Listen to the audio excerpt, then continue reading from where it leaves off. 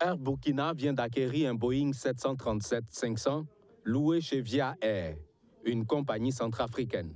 C'est un avion d'une trentaine d'années qui a volé précédemment pour Air Djibouti.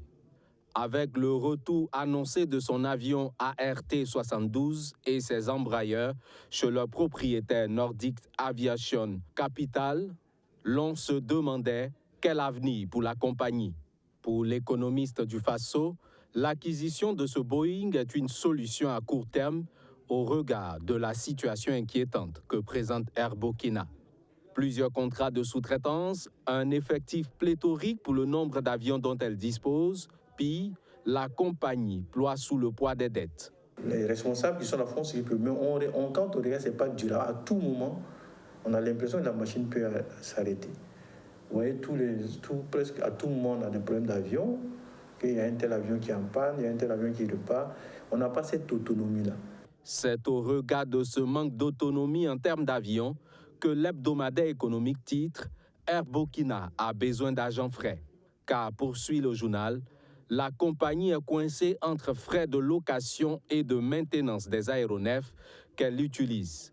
Sous la gouvernance de Roch Kaboré, une convention d'environ 160 milliards de francs CFA avec la société américaine African Global Development était annoncée, dans laquelle AGD devait fournir des avions.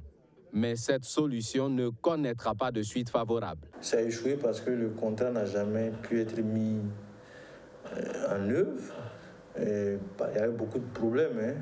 Bon, il y avait la qualité même du partenaire. Quand on parle de partenaire stratégique, c'est ça. Il faut que quand quelqu'un vient chez vous, il soit un spécialiste qui puisse vous soutenir. Donc je pense que même au sein du gouvernement en son temps, ce contrat-là, ce partenariat-là ne faisait pas l'unanimité.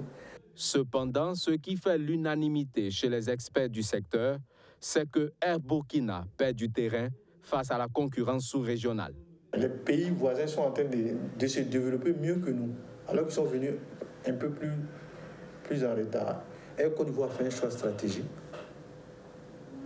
Ils ont d'ailleurs débouché un certain nombre de nos pilotes. Si vous regardez le hub qui se construit progressivement à Lomé avec Askai, c'est une politique dans la durée. Ils ont commencé, mais ils avaient la suite dans les idées. Aujourd'hui, l'État a décidé d'entrer dans le capital, par exemple. L'État togolais a décidé d'entrer dans le capital de Askai.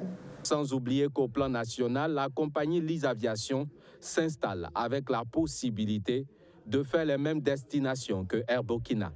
Abdoulaye Tao propose donc un partenariat public-privé avec une gestion de type privé pour que le pavillon burkinabé demeure, surtout dans ce contexte où le principe de souveraineté apparaît comme le leitmotiv du gouvernement de transition.